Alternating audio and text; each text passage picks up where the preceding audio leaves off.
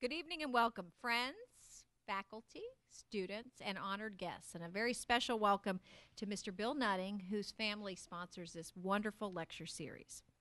Tonight's presentation is the keynote event of Journalism Week 2010, aptly titled, Where the Jobs Are in the Changing Media Industry.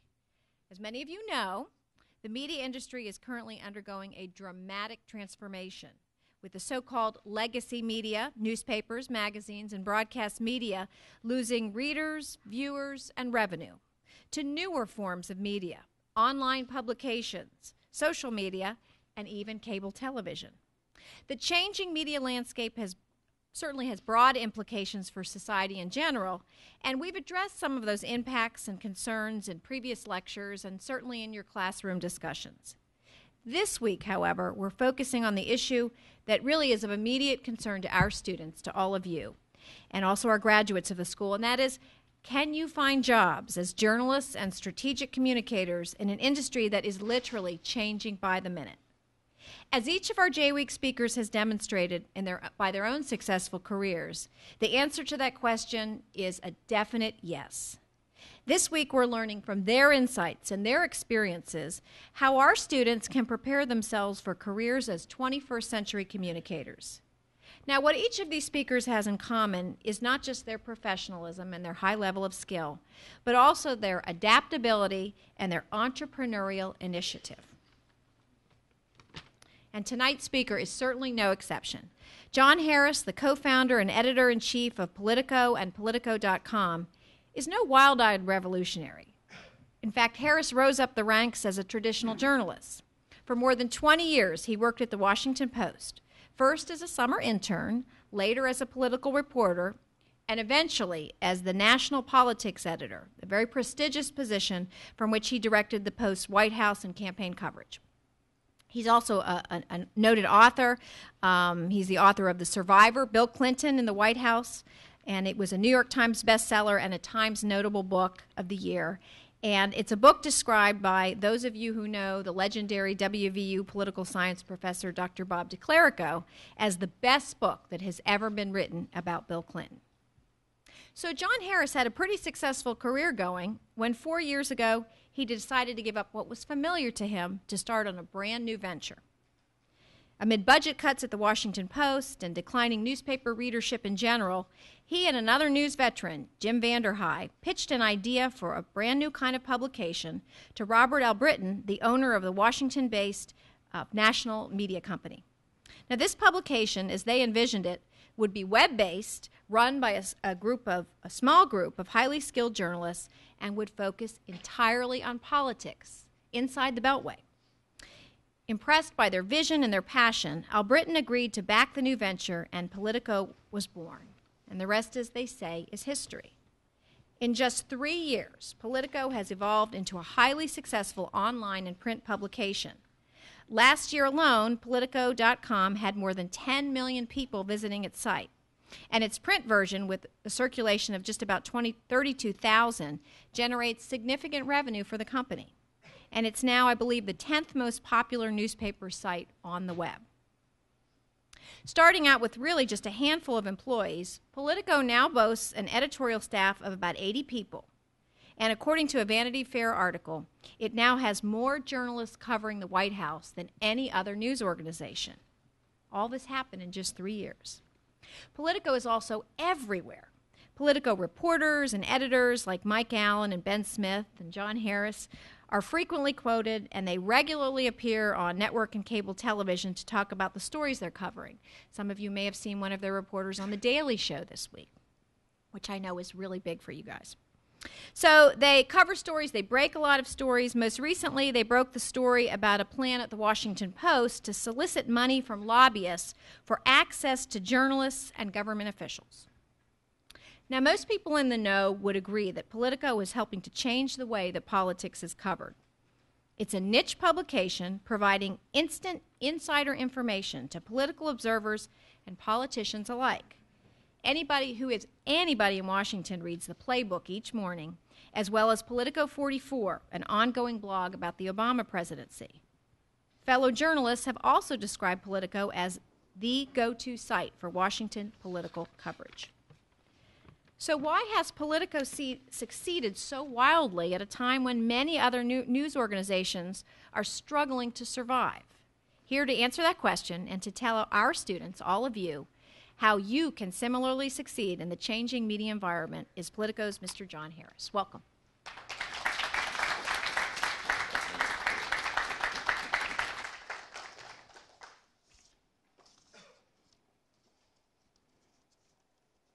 Thank you very much, Dean Reed. I'm not sure there's much left for me to say after that. There may be more to say, but I'm not sure I can improve on that. Thank you very much. That's very, very kind of you. Do I need this, or can you guys hear me wherever I am? Okay. I'm probably going to wander around and pace a little bit. That's my want. Anyway, it's great to be at this university, which I've not been to before, but I've got friends and colleagues and competitors who are graduates of this place, including my old colleague at the Washington Post, Frank Ahrens, who I'm told is making a campus cameo later this week. He's an outstanding journalist. Michael Tomasky, a very well-known and influential Washington writer, I know is a graduate of this place, and I think I have him to thank for referring me here, and I'm delighted to be here and talk with all of you who are interested in journalism, represent the future of journalism, and tell you a little bit about what we're doing and whether it's relevant to you as you plot out your own careers at Politico. I had a nice dinner before here, and it was a real treat to meet the legendary AP Vietnam correspondent, George Esper, and showing up at the tail end was our sponsor tonight, Mr. Nutting. Thank you very much and for the invitation here. Thank you to your family. It was a tempting offer when the dean reached out to me to come out here. She said, we've got a group of students who's real believers in the future of journalism. And I thought that sounded kind of charming, and this I got to see. Anyway, I'm also a believer in the future of journalism. Those of you who are graduating seniors are soon enough going to leave this place with your degree and your journalism major in hand, and you're almost certainly going to be confronted with a question from your family and your friends, and they're going to ask, what the hell were you thinking? They no doubt have read that journalism and the media industry is in a state of disarray, that big, well-known institutions of journalism are laying people off, or they're bankrupt, like the Minneapolis Star-Tribune has recently been bankrupt. I think maybe they're out of it now, or they're defunct, like the Seattle Post-Intelligencer, or even like my old home at the Washington Post. They're scaling back dramatically, both their size and to some extent their ambitions. The Washington Post, for instance, used to have a half dozen national bureaus. They recently made the decision that they're going to close all those national bureaus and define themselves primarily by being a Washington publication, and retreat on their ambitions that would have very recently, and certainly any of the time I was there, that would have been an unthinkable notion that the Washington Post would not have domestic bureaus. But in a time when its business model is challenged, the leaders there are understandably making judgments as to what's essential and what's not essential. So, like, amidst all this disarray, it's not an unreasonable question that your family and friends were asking. What the hell were you thinking by deciding to pursue a career in media? And they're entitled to an answer. Anyway, I hope it's my ambition tonight that you'll come out of here and you'll have an answer, and a plausible and credible one. I believe that the first order of business for people in journalism, whether they're people like me in mid-career or they're people like you in the early part of career, the first order of business in journalism has got to be optimism. Old order in journalism the world that I grew up in with established news organizations, that old order is crumbling, and it may very well soon be extinct, or all but a handful of those institutions that made up the old order may be extinct, or in radically different versions of themselves. But something is going to create the new order, and that something, by the way, is all you guys in this room with your ideas and your journalistic values. I happen to believe that optimism, that determination to give a positive answer to what's next in our business is a core journalistic value. And it's also a sort of, I believe, a realistic journalistic value. It's not merely a sort of Pollyanna that makes me think these things. I have a concrete experience that makes me believe that optimism is justified. I'll give you my sort of broad take on where the change in the media business, how I see it. It's certainly true of my field of political journalism, but I think it's true of many other aspects of journalism. We have moved, and Dean Reed suggested it in her comments, we have moved from an institutional age of media to an entrepreneurial age of media. And I'll explain a little bit of what I mean by that. In the institutional age, and I'm 46 years old. It seems old, but it doesn't seem that long to me. Within my career, I grew up emphatically in the institutional age of journalism. The most important thing about journalists in this institutional age is what came after their name. I'm John Harris of the Washington Post.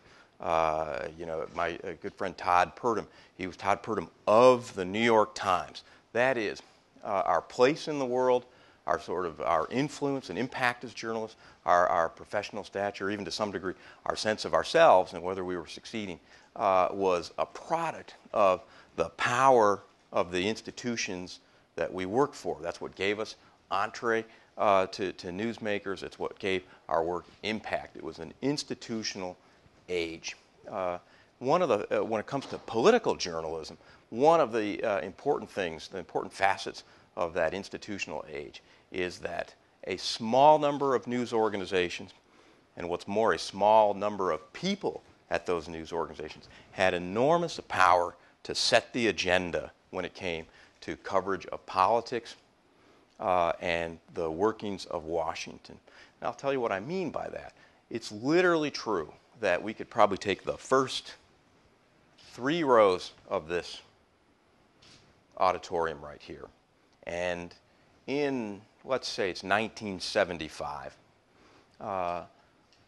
we could identify by name, they'd almost all be men and white men, maybe 1 or 2 women, but we could almost identify the individuals by name who had the vast majority of power in determining what news subjects were considered relevant, what was being talked about in the news, what was driving the conversation.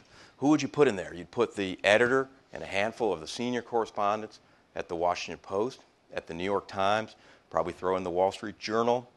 I think you'd throw in the Washington bureau chief and top political writer for the Associated Press. Maybe in those days you'd throw in UPI. You'd put the network news anchors and executive producers, and you'd put the editor and Washington bureau chief of the 3 Newsweekly magazines that were powerful at that time, 30, 35 years ago, in ways that must seem incredibly remote to you now. But it used to be what the editor of Time said and who was on the cover. That was one of the most powerful jobs in journalism. It was an institutional age, and the people who set the filter for those institutions were enormously influential. That is no longer true. No one sets the filter for news anymore. In this new age of the internet, everybody is his or her own editor and will decide for themselves what they think is important. It's not up to the front page editor of the New York Times to say this is what's most important.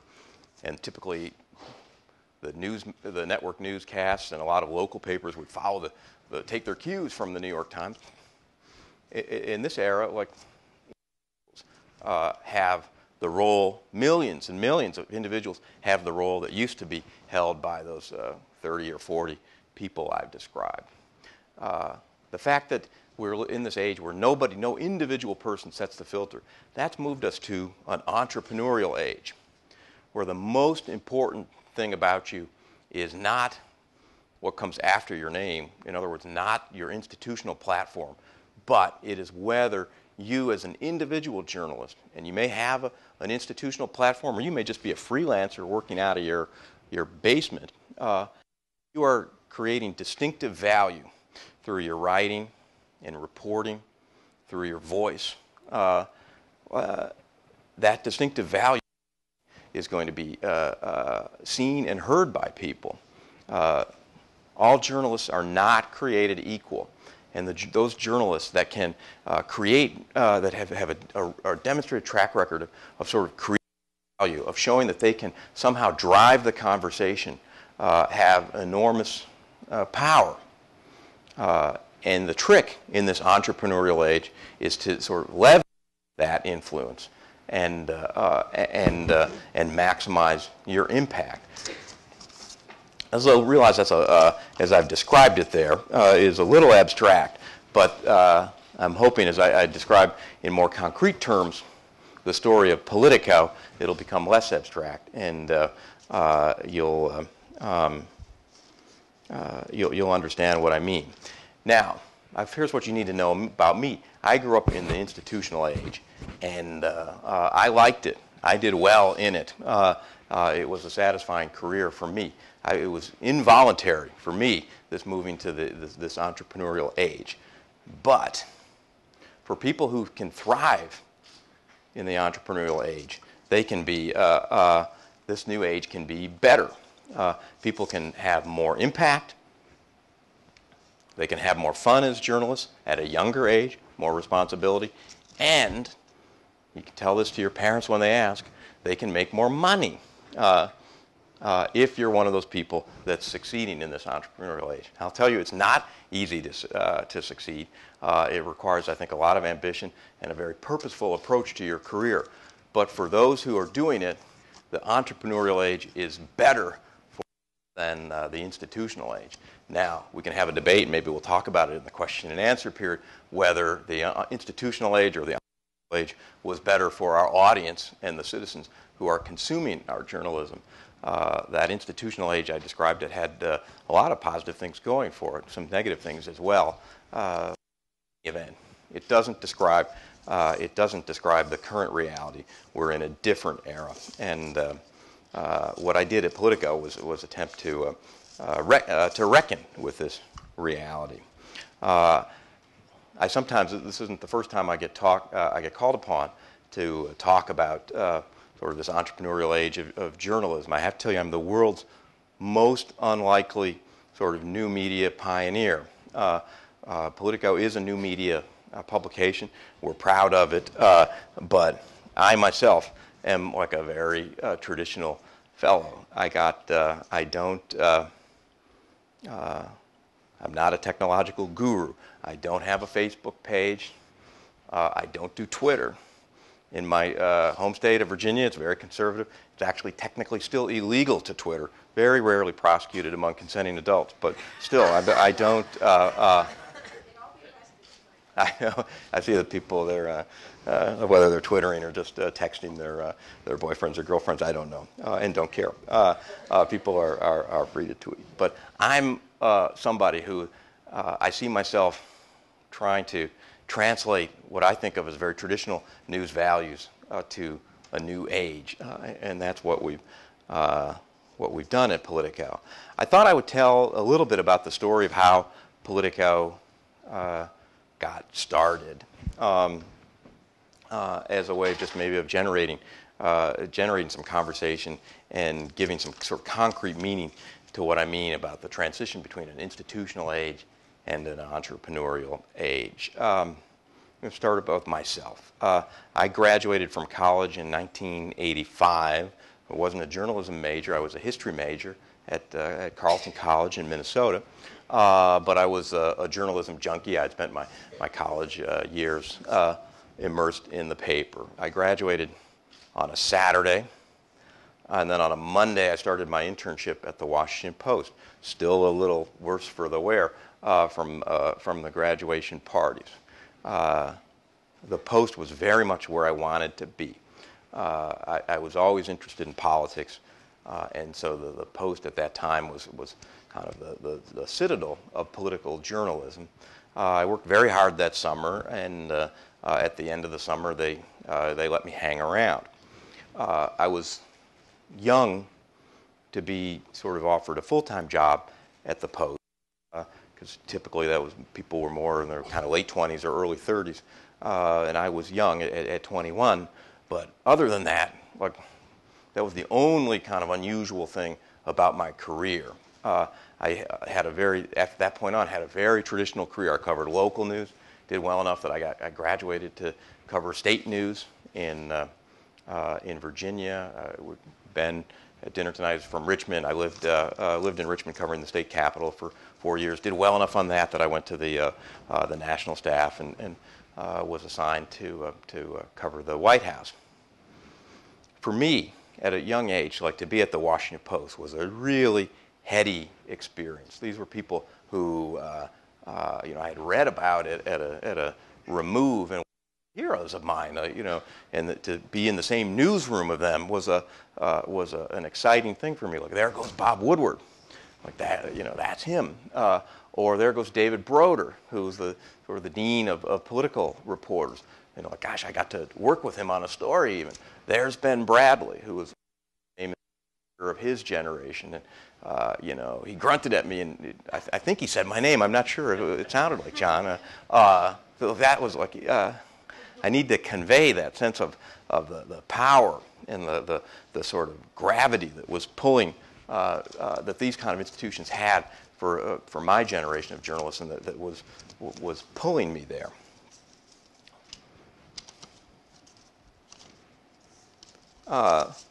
I sort of, as I say, I had the only exotic thing about my career was that it started early at the Post. But otherwise, I went along and kind of played by the rules and kept getting promoted for it. What happened to me in, I guess, really 2005, I was coming off a book leave. I had been away, and I started to think a lot about sort of what's next for my own personal career. And this was in the context of what's next for our business. It was obvious to me that that these changes that were happening in the media, and they weren't necessarily ones I was welcoming, but I would have to figure out a way to reckon with them. And also, and this happens to you like at certain points I think in a lot of journalists' career this happens. I had been a reporter this entire time, and the reporting was getting very easy for me, and kind of less satisfying. And I found myself in this position where, the editors, they're kind of looking around the newsroom, and they're pointing the finger, who's free? Let's see who's free. And I found myself not doing that. I didn't want to be at the end of the finger, because I didn't look, they're going to have some lame assignment for me. I don't want to do it. And that's not a good place to be in journalism or in any career that you do where you're kind of ducking the finger. If you don't want the ball thrown to you, you should not be in the game. And I realized it's probably a good time for me to get into editing. I do care a lot about the profession, and you can have more impact on the sort of broad questions of what's next for an institution, what's next for the profession and the craft of journalism as an editor than you can as an individual reporter. So I became, as Dean Reed said, I became the national politics editor at the Post. A pretty responsible position at a place like the Post. I'm in charge of campaign coverage, and I'm in charge of White House coverage. And in this role, I was thinking a lot about what kind of stories that we do that have impact and what's happening to our business. And it was there that I saw in very kind of tangible ways that what was once true for a story in the Washington Post, which was it's important by virtue of nothing else than it's in the Washington Post. That agenda-setting power that I said. In the early era, it didn't even matter what the story said. It was almost de facto important because it's in the Washington Post. In this era, this was no longer true. I spent a lot of time each day looking at the stories that were most read and most emailed.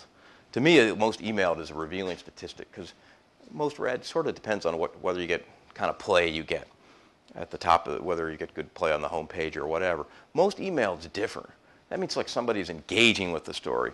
Check this out. They're sending it to their girlfriend or their college roommate or their cousin or whatever. Most email. That means like it's a sort of a tangible way of counting whether or not you're driving the conversation with a particular story.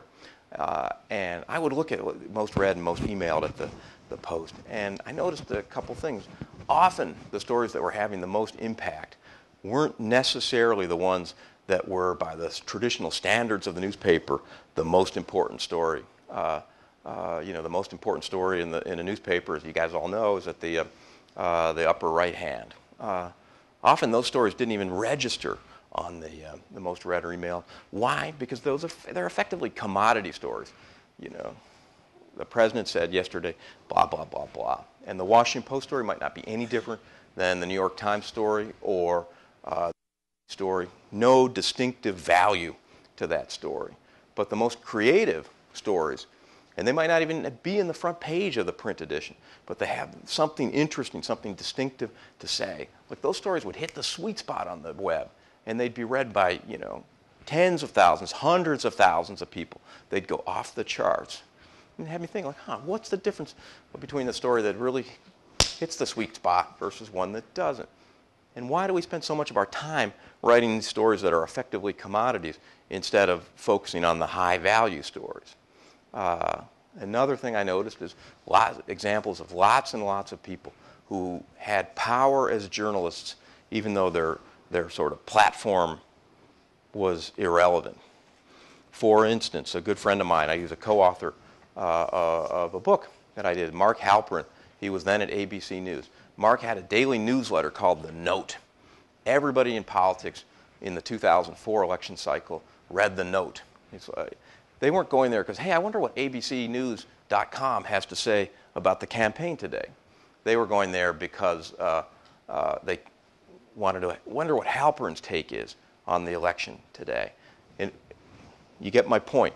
The value is created by Mark Halperin and his insights about politics. It has nothing to do with the fact that he works for ABC News. As it now happens, he works for Time. But the platform is beside the point. Or you can take a site, I'm sure some of you are familiar with Talking Points Memo by a site that Josh Marshall had started. They've been very influential with some of their stories. Broken big news. He broke that big news without the platform of the New York Times front page to do it. He created his own platform. He and the journalists who work with him are the source of value, not the platform. To go kind of lower down the food chain, among the most influential assignment editors in America is Matt Drudge from the Drudge Report. It's kind of trashy. It's a tabloidy. Not all tabloidy. He, I think, has an interesting mix of stories that he highlights. But those stories, by virtue of his selection, almost invariably end up driving conversation. The cable news bookers read the Drudge Report.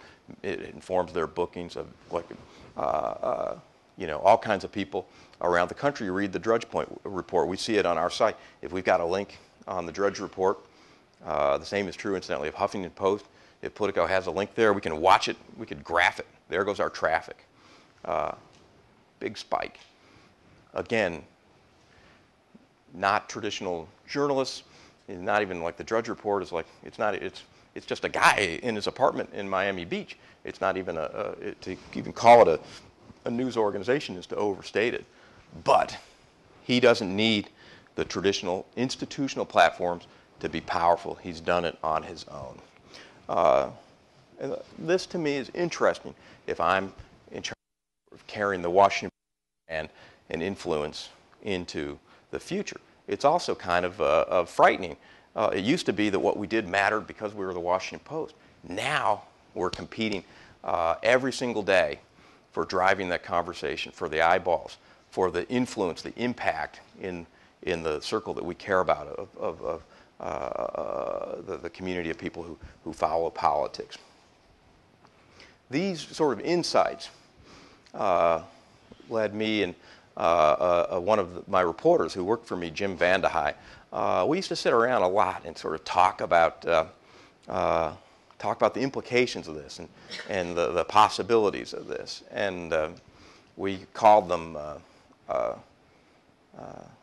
my advertising department at Politico sort of prefers I don't use drug metaphors, but we're among friends here. I can do it. We used to call these our pass the bong conversations. And just I should point out, we weren't literally passing the bong, but they did have kind of a midnight in the dorm room sort of feel about it, as we sort of thought, gosh, you know what, like it would be possible for somebody, if with the right backing, it would be possible to have to create a brand new news organization that could instantly compete toe-to-toe with the New York Times and the Washington Post. You'd need a certain amount of money to do it, be a lot of money by journalistic standards, wouldn't be a lot of money by the standards of companies that invest in business, and you would need to make the right decisions about who to hire. Go back to something I said before. In this new age, journalists are not commodities. In the old age, incidentally, no one would admit it, but they kind of were. If Smith was the White House reporter for the New York Times and Smith got hit by a bus, some people would be sad, some would probably be happy, but Jones would do the job just as well because he'd have the power of the New York Times behind him. But that's not true anymore. Journalists are not commodities. They're franchise players. And if you hired the right group of those franchise players, we felt certain you could put yourself on the map right away. From that kind of pass the bong conversation, we thought, like, well, you know what? If that's really true, maybe we should go out and find somebody and see if they are interested in backing this idea. And from our reporting careers, we knew lots of people who had experience in business or in venture capital, and we talked to a few of them. And instead of saying, like, are you guys crazy? Are you high? Like, what have you been smoking? They didn't say that. They said, you know, that's really interesting. You guys ought to pursue that. What's more, if you do pursue it, I'd be interested in, talk to me. I might have some people who would be interested in backing that. So we took the idea seriously enough that one day we sat down in this guy's basement who had been involved in technology startups out in Northern Virginia. Like, let's do a business plan. And I think Bill will probably have an appreciation of this. Like, so we're doing our business plan, and the part that I'm excited about, like the journalists, that takes about 5 minutes of the conversation that went on for 4 hours. Like, okay, how many journalists are you going to hire? What salary? Plug that in the computer. Fine, done. Then it was all the other things about running a business that I had zero competence in or even acquaintance with. Like, okay, tell me about how much money should we budget for web development? Are we going to do that? You're going to have your own web developers? You can try to do that offshore overseas, and like figure that into the cost. Real estate, well, as you know, real estate in downtown Washington costs about X amount per square foot. Maybe you guys could get away with being in the suburbs. Like, well, let's put that in there. Well, you're going to need legal support. You can't have a news organization without like First Amendment law, and like any business needs its own lawyer. Let's like plug that in and figure how much are we going to need for legal support. You're going to have a benefits administrator. You can maybe outsource that, but it's going to cost you. Let's start plugging this in. And meanwhile, my eyes are glazing over, and I'm realizing that this fantasy, this kind of Walter Mitty fantasy that we had about starting our own business is way more complicated than we were envisioning. And that wasn't bad. We had good jobs, so we're kind of figuring, okay, back to the salt mines. What's more, even if this was in the fall 2006.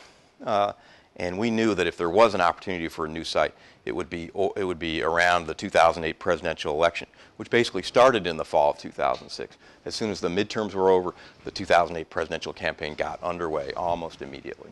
We didn't have a lot of time, and we knew that even if we had nerve to start this new site totally on our own, kind of John and Jim's excellent adventure with venture capital backing, it would be hard to recruit journalists to such a venture. You know, might feel like, you guys remember the old Saturday Night Live skit of Wayne's World, you know, the guys that did the TV show. She laughs. Well, these other guys, well, they don't know what I'm talking about. It's 20 years old now. It was these guys who did a TV show, kind of cable access, out of their basement, and very amateurish. Probably not many people would want to stake their career in Wayne's World. One thing I've learned, journalists have a reputation for being personally liberal. When it comes to managing their own careers, they're deeply conservative. Journalists tend to be very, very cautious in managing their careers. So we were just about to, okay, let's back to the salt mines and our regular jobs. When, through serendipity, we ended up getting in a conversation with Robert Albritton, whose family had an existing media business, largely TV stations. And we told him about our idea, and he was instantly enthusiastic about it. And all of the complications of starting a business from scratch didn't exist with Robert and his company, because it was an established company. So I didn't have to worry about who was going to run the 401k. I didn't have to worry about what lawyer to hire. We could concentrate on the journalism. And what Robert did, and he's a very self-confident and I should say optimistic guy about the future of the business. He called our bluff. Said, "Look, if you guys will leave the Washington Post, I will back you in this idea of building a new journalistic institution around these franchise players, around these journalists who are not commodities but bring distinctive value and proven track records at dominating their beat and driving the conversation." So, and this was all in a very compressed amount of time, by the way. The conversation sort of took place over about a week. And as he called our bluff, we had to decide, like, okay, am I ready? Do I believe enough in this that I'm ready to kind of jump ship from a place that for me was like home? I had grown up there, to leave the Washington Post to try something brand new. And after kind of hemming and hawing and pacing around, ultimately decided that the answer to that was yes. It seemed to me that the risks of standing still and doing the safe thing in my career were less than the risks of trying something different. And among those risks, they weren't necessarily personal economic risks, just the risks of not knowing, like, what would happen? Would it be fun? What would it be like? And so it really wasn't not a question so much of risks, but of opportunities. The Washington Post wanted very much for us to stay, and they made an offer to do something that would have been kind of its own internal version of Politico on the WashingtonPost.com site. But we ultimately decided that it'd be far preferable to start a site from scratch rather than try to build it within the confines of an existing institution with all the bureaucracy that's attendant to that, with all the sort of institutional rhythms that make experimentation and creativity possible. So after 21 years, we up and left the Post and joined Robert Albritton on this venture that ultimately went by the name Politico. And Robert was kept his word. He backed us as we went out and started to recruit people who we thought brought this kind of distinctive value as journalists. And we built this publication. There's two ideas that kind of animate what we do at Politico. and you'll forgive me, this gets a little abstract again, but I think it's got concrete meaning for you in your own lives. Politico is a site that is sort of narrowly defined. Nobody can come to Politico looking for Washington Redskins news, for instance, or District of Columbia government news. We are proudly a niche site that covers national politics, and we cover not all the workings of the national government, the stuff we care about most, namely Congress, the White House, and a couple of big policy issues. That's what we do. And the way I like to think of what we do, both in terms of our editorial model and also our business model, revolves around two principles. One is impact. The other is efficiency. Impact, if you're talking about it in a news point of view, impact those stories that drive the conversation, the ones that get emailed, the ones that cause people to at lunch hours say, "Did you see that piece?" The ones that have the cable networks following our stories or other competitors following our stories. Impact. And the way to get impact is by hiring journalists who, with a demonstrated track record of that kind of impact. They're great reporters. There's different ways to be a great reporter. Some reporters are great sort of scoop meisters and are always kind of coming up with new nuggets, in some cases micro nuggets, but they're constantly coming up with new information. There's some reporters that it's their power to illuminate things through the strength of their writing. There's different ways to have distinctive value as a journalist, but the ones that have impact have some kind of distinctive value. They're not Smith and Jones. They're not interchangeable cogs. They're not commodities. They're franchise players. That's impact from a news point of view. From a business point of view, if you allow me to put a publisher hat on for a moment, what we're arguing is to people is, look, if you want to have impact for your advertising message, Politico is supported entirely by advertisers, not by subscription. You want to have that your advertisement next to content that's being read. Everybody's got a stack on their desk that's too big to read. I guess these days it's sort of a metaphorical stack because it's not paper, but everybody's got more coming in than they can digest. So if you want to be heard, you got to have impact. And if you're an advertiser that wants those eyeballs, you got to be next to content that has impact.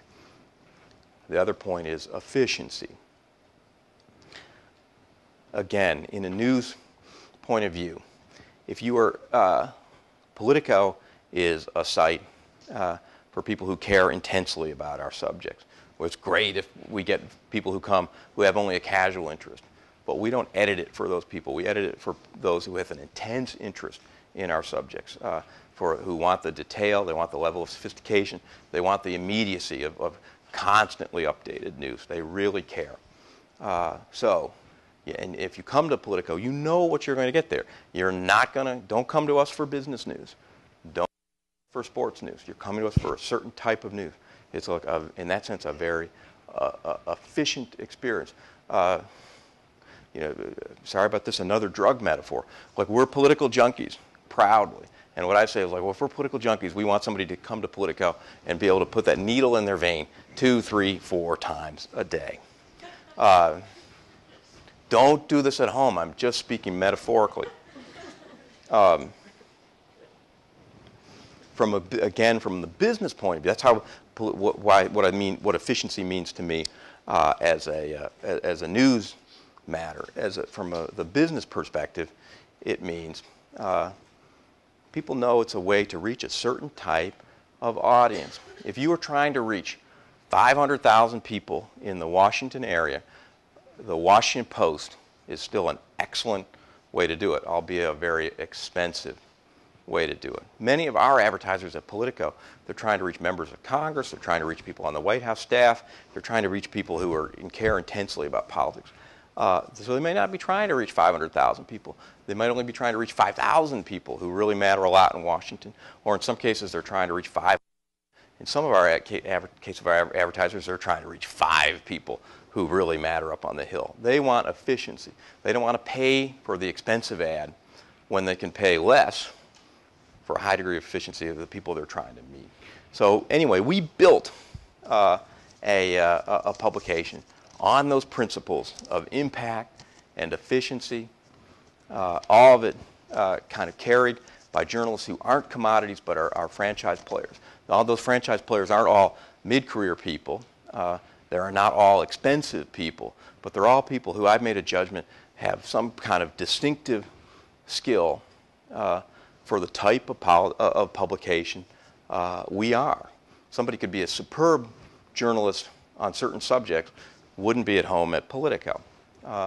So that's what we've done. We've had some real success with this. Almost instantly, because we had brand name journalists who were working for us, we were taken seriously in the circles we cared about, of politicians, of people at the White House, of members of Congress. That happened almost overnight, that we had all the access we needed to get interviews, to be taken seriously. It was a little bit in doubt, by the way, when we started, because it was always possible, like, I think people talk to me, John Harris, because they respect me or whatever. It's possibly like, look, I don't talk to you because you're Harris. I talk to you because you're with the Washington Post. We found that wasn't true, that that Politico was enough of a platform that we had all the sort of influence and access and leverage we needed right from the beginning. Now, right from the beginning, we did not make money. We had startup costs that were formidable, and revenue was decent, but not enough to put us in the black in year 1.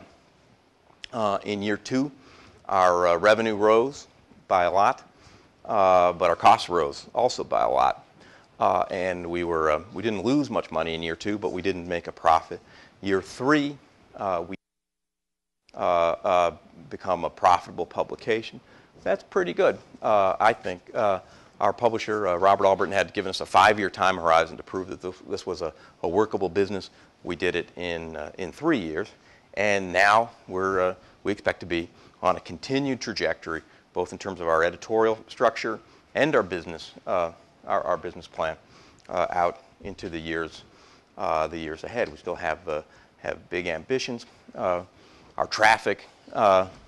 There's a lot of political junkies out there. There's a lot of people who do want to put the needle in the vein.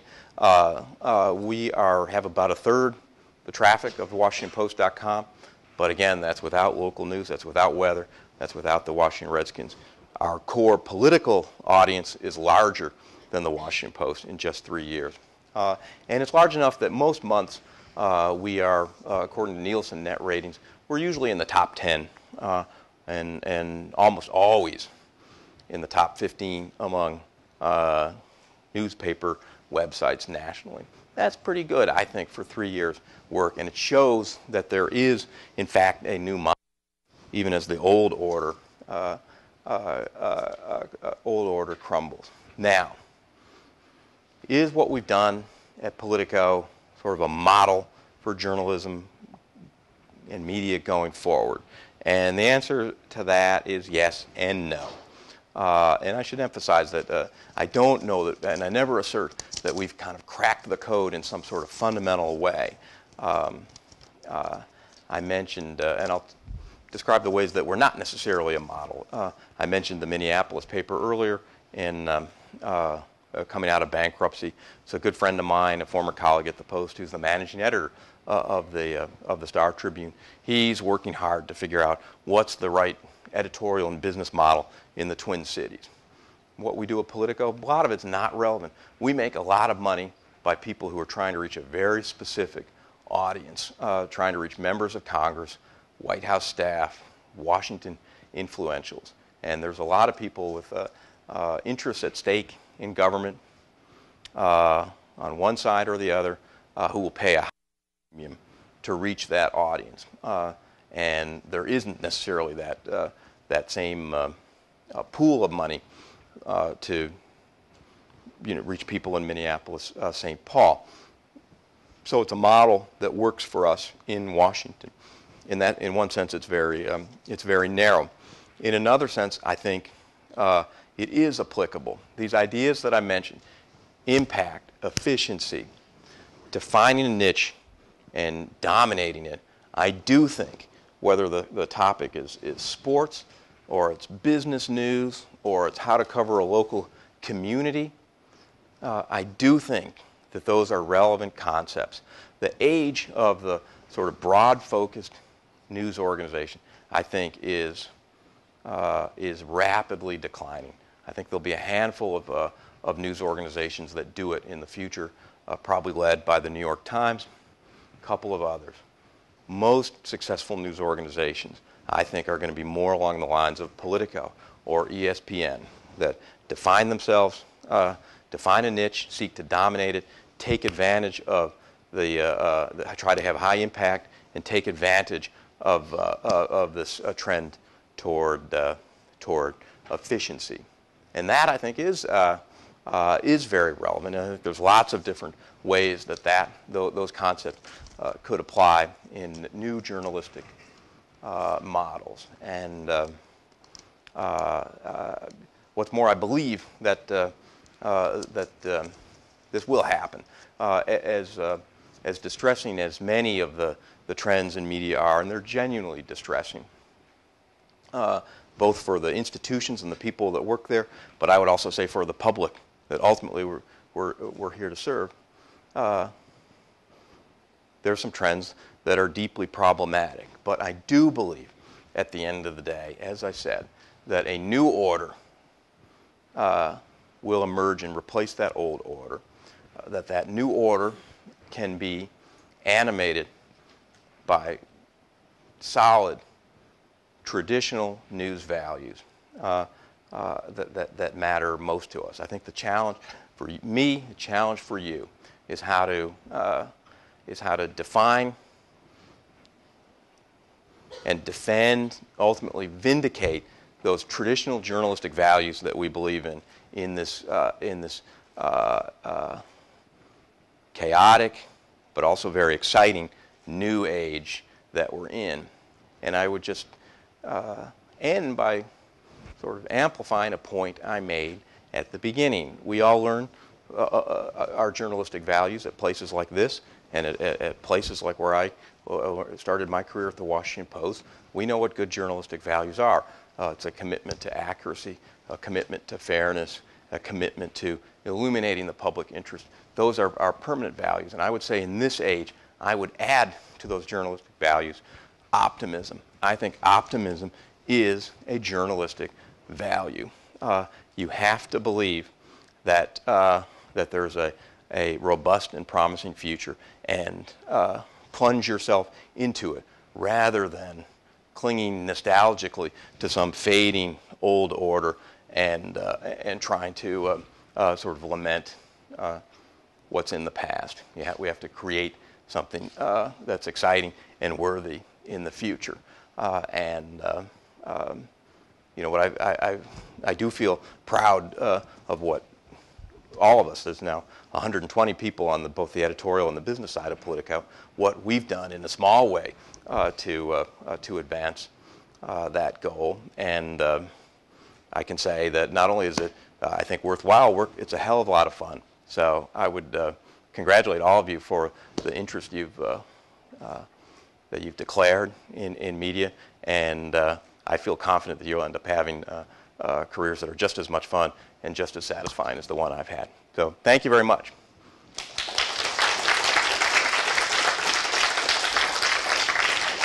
I hope I didn't filibuster for so long. I think we've got a good chunk of time for some questions, and that's really what I'm looking forward to, is seeing if we can generate a little conversation here, either about media and journalism or just about politics and news of the day. Yes, sir. You touched briefly about worrisome trends in politics and things like that.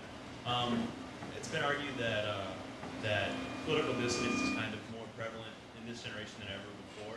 Do you agree with that? And if so, what do you think is a way that current political journalists can kind of respark interest in this generation in politics? I'm sorry, I missed the noun there. Political disinterest, you said? Yeah.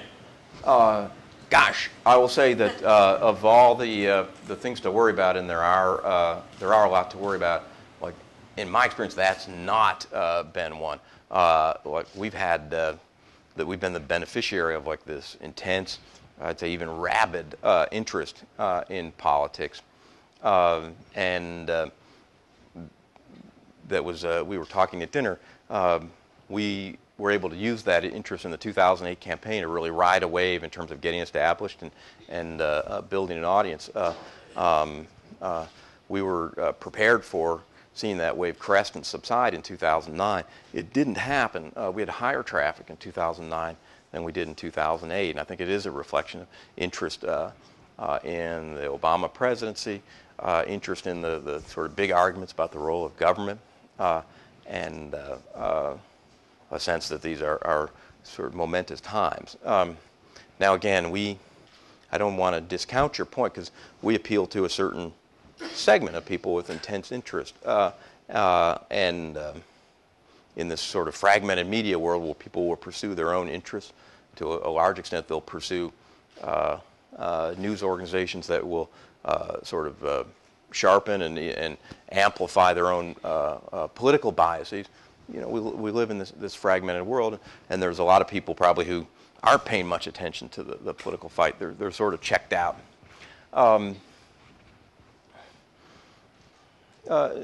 You know, my view is that not everybody has to have the same screw loose that I do of being interested, and that our readers do in being interested in this. It's been my experience, and this long predates Politico, that people pay attention when they feel they have to. So I don't consider apathy about politics to be a serious problem. When people feel something important is at stake, they tune in, and often not always with the full knowledge base or the sophistication of people who cover this all the time or live it all the time, but they usually get it. They are able to define their own interests, and you know, in presidential campaigns, I think in particular, people get a reasonably accurate take of what the issues are, what the candidates are like, and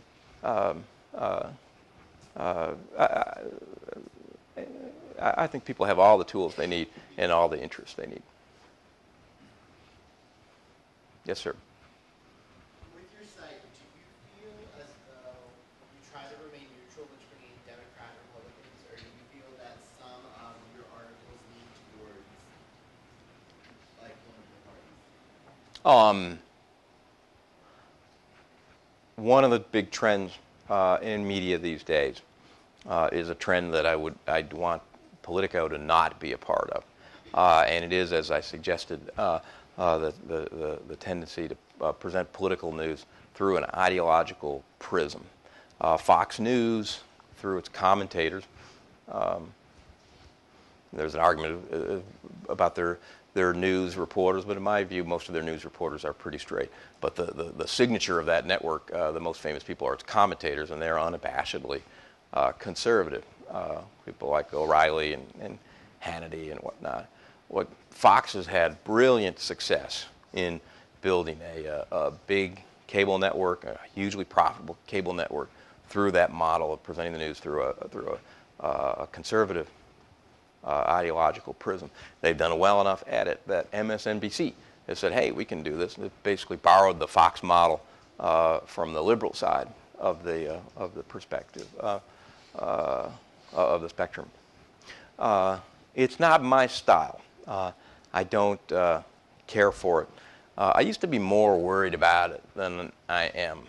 Going back to this question, I do think people tend to, even strong ideologues tend to sort things out. My own personal values or professional values that are reflected at Politico, not just by me but by all our colleagues, is a belief in non-ideological news. We try to present stories that are not through a partisan filter. Now, there's some stories, like on certain days, they're definitely going to help the Democrats, and other days they're going to hurt the Democrats, help the Republicans. The impact of any given story is one thing, but our stories are not being informed by a sort of an ideological worldview. And I feel very strongly about that. Let's see, we'll go to the side of the room and then we'll get back over here. Yep. First of all, I'd just like to say that I do frequent your site quite often, and one of my favorite parts is Politico 44, because it really gives like the average person an inside look on what the presidency is doing, and basically like I think you actually have like an agenda of the president's daily proceedings. Right.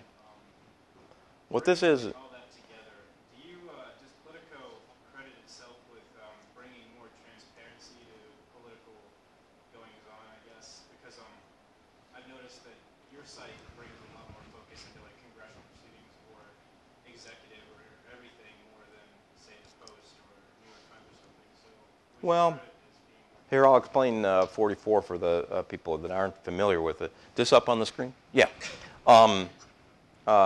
What this page is meant to be a destination for people who want to know everything that's going on at the Obama White House. And it's kind of a composite between a blog format and a homepage format. We're unapologetically, as I say, for junkies. This is everything happening in real time. This thing called the whiteboard. You can see it here. His meeting with Prime Minister Netanyahu went from 5:34 to 7:03 p.m. Boy, I don't assert that like everybody's got to know that, or that it's really important for them to be following that. But for people that do hover on this section of our site, 44, they love it. They want that kind of real-time information. It's been hugely popular, incidentally. It's got a big audience. It's one of the most popular features on our site. And I do think the phrase you use is an apt one of transparency. We do try to explain and write about things that in an earlier generation would have remained in the reporter's notebook or in the reporter's head. One of the observations I've had about political journalism is that the reporters were more interesting over a beer or a sandwich than they were in their stories. And he's like, God damn it, why can't we have that? Why can't you be as interesting as you just were over the beer? And there's different answers to that, but I think a part of it is the conventions of journalism about like how to write, what kind of things were news, what kind of things weren't news, often had the effect of dulling the stories. And my ambition, and I have to say it's only partly achieved, is that, or inconsistently achieved, is that the stories would be as interesting as talking to the reporter over the beer. Let's go back there.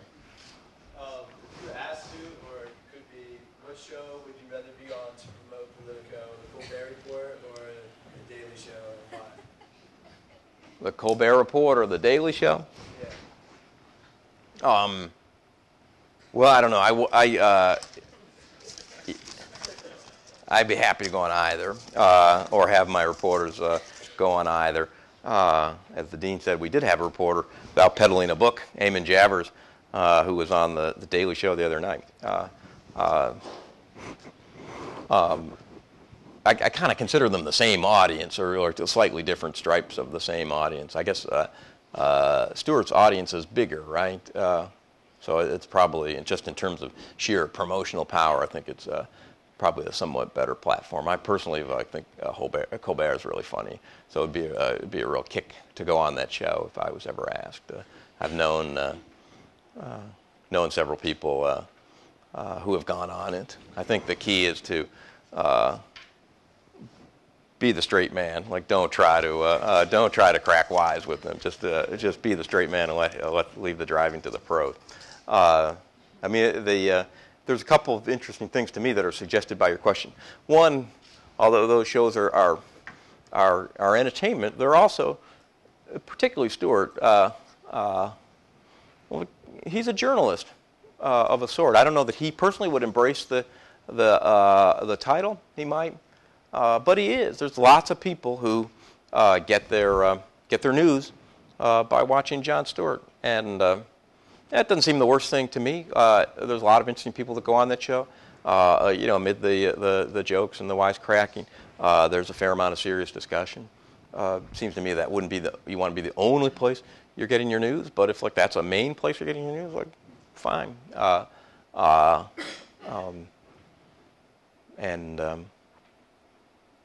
interesting question is whether I would rather go on Stewart's show or Bill O'Reilly's show, which is one Politico people go on from time to time. I guess the answer, I couldn't decide. I'd want them both, and I don't think the audiences overlap much. You could say the same thing on both shows, and nobody would notice because they have quite distinct audiences.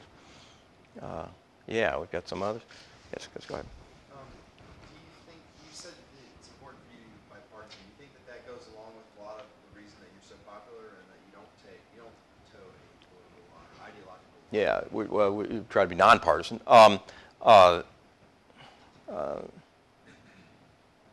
I believe it is one of the reasons. I go back to I think people know when they come to our site, I don't know if it's the main reason. I think the main reason that we've been able to establish a profile and a brand in pretty short order is that we just break a lot of news, and when we do, we promote the hell out of it. We send the links out to every other news organization and to bloggers who we think might be interested in a particular story. We put our people on TV to talk about their story. We work really hard at promoting it, I think that's a characteristic of this era we're in. I know lots of journalists from of a more traditional ilk who say, it's not my job to go on TV. I just write the story. The story's going to speak for itself. I'm not trying to promote myself, and I respect the instinct behind that. I happen to think in this new media universe that we're in, it's not realistic.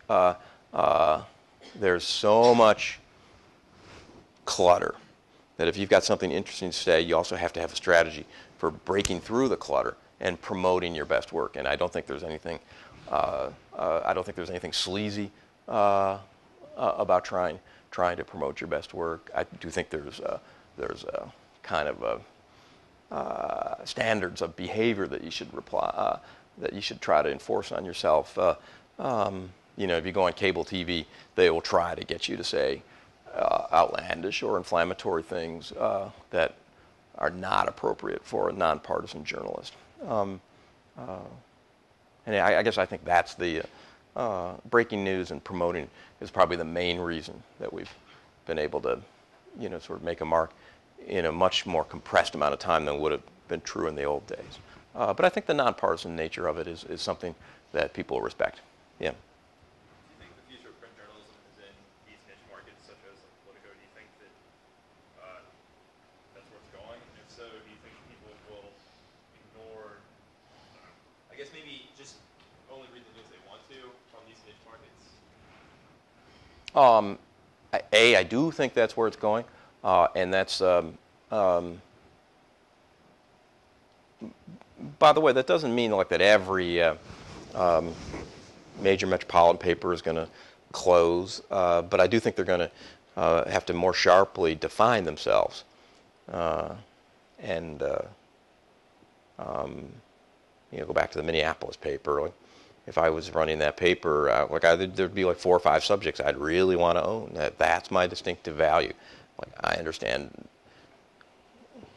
the Minnesota Vikings better than anybody else. I understand the particular issues animating life in the Twin Cities better than anyone else, and that's the distinctive value.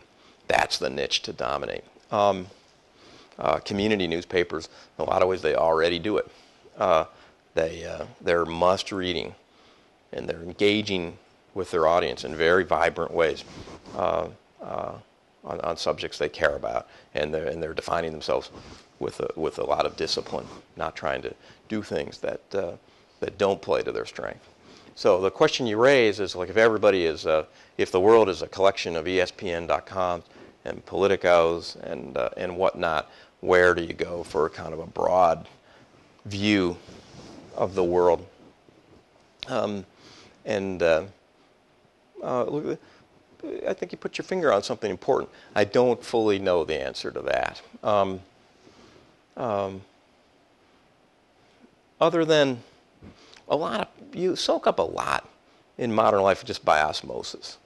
I don't ever feel like I'm, even with no particular effort, and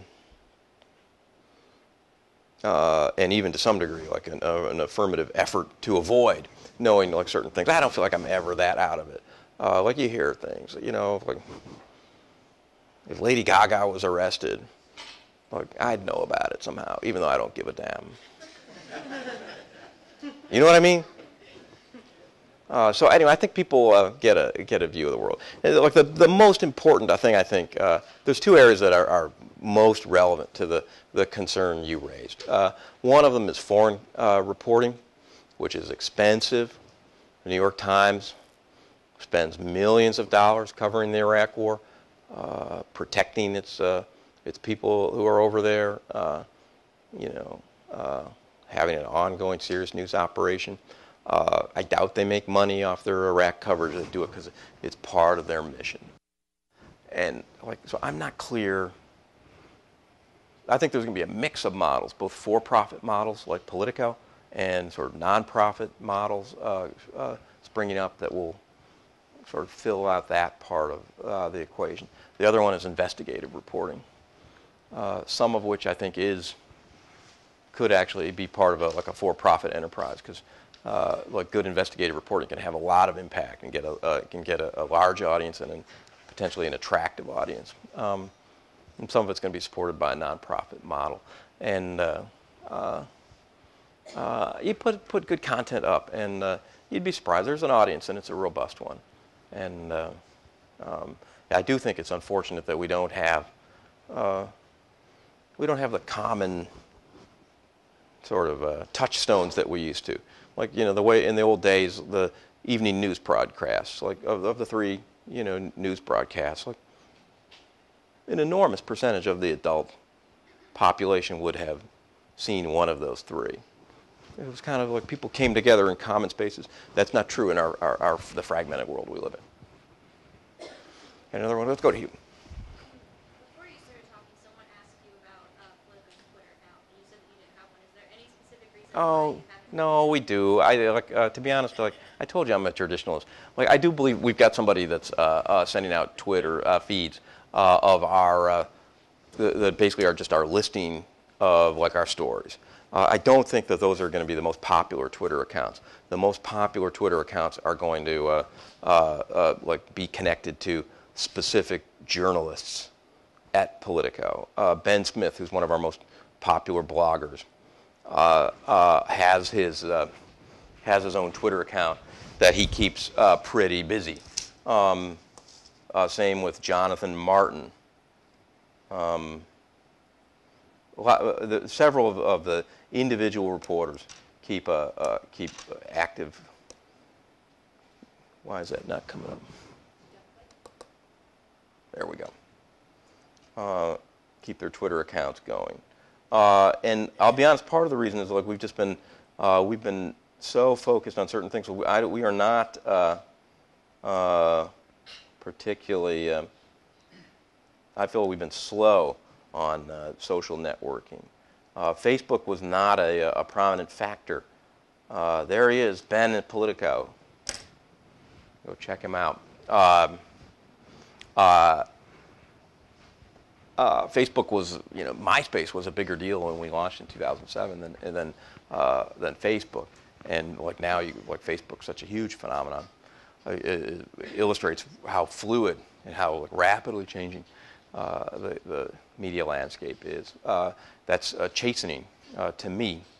One reason Politico was able to succeed is we took advantage of this fluidity in the media and used it to our advantage. We sort of jumped to the front of the line. We're sort of mentioned in the same breath as the Washington Post and the New York Times. That same fluidity, if we're not smart and not aggressive, could work to our disadvantage. I think some of the social networking is an illustration of this. Like we have a Facebook page, but I don't think we've used it anywhere near as creatively as some news organizations have to build an audience and to engage with an audience. And like we need to hustle up on that.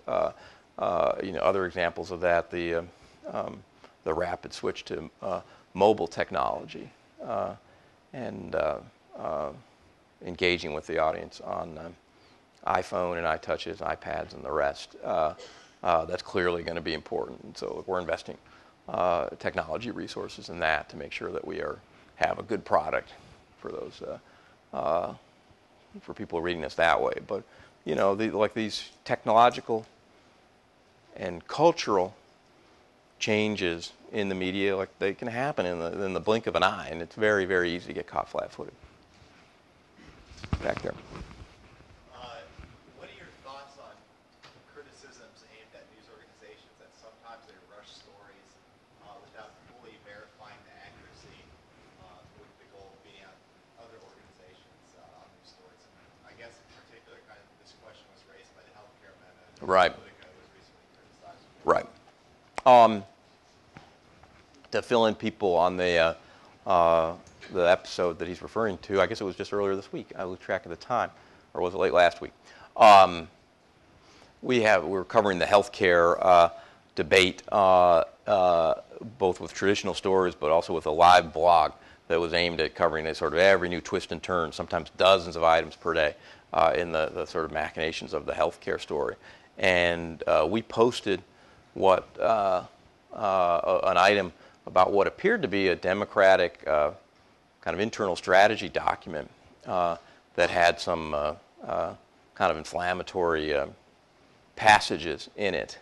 And when we posted it, almost immediately Democrats are like, they challenged the authenticity of this.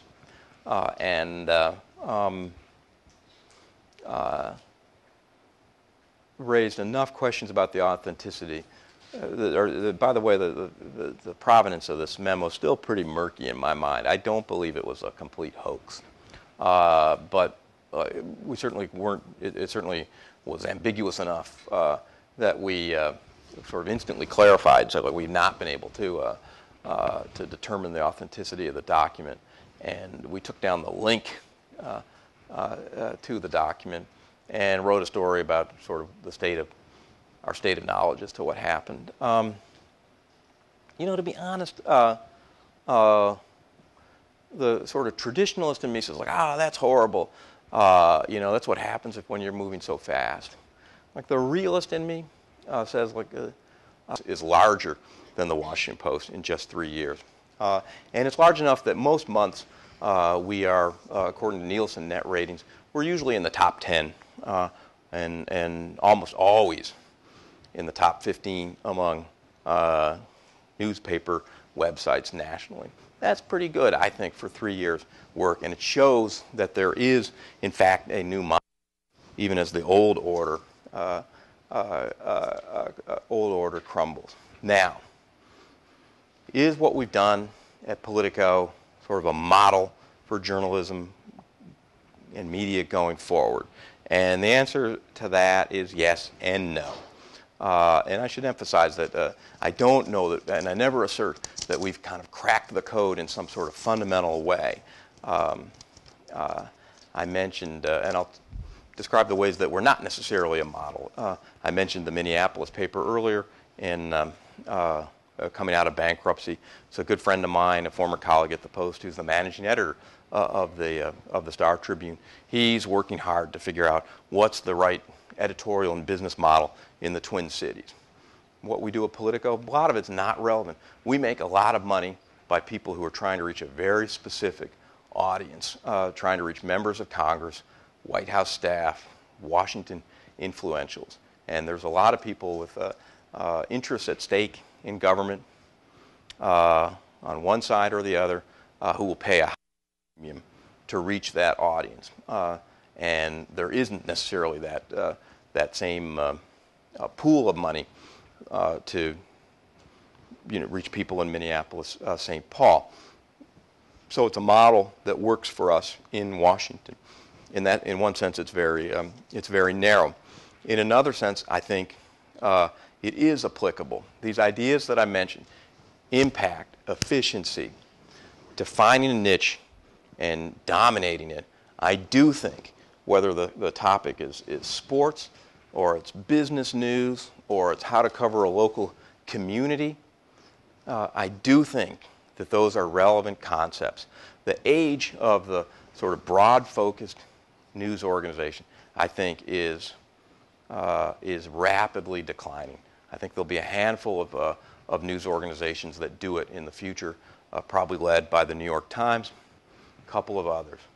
Most successful news organizations, I think, are going to be more along the lines of Politico or ESPN, that define themselves, define a niche, seek to dominate it, take advantage of try to have high impact and take advantage of this trend toward efficiency.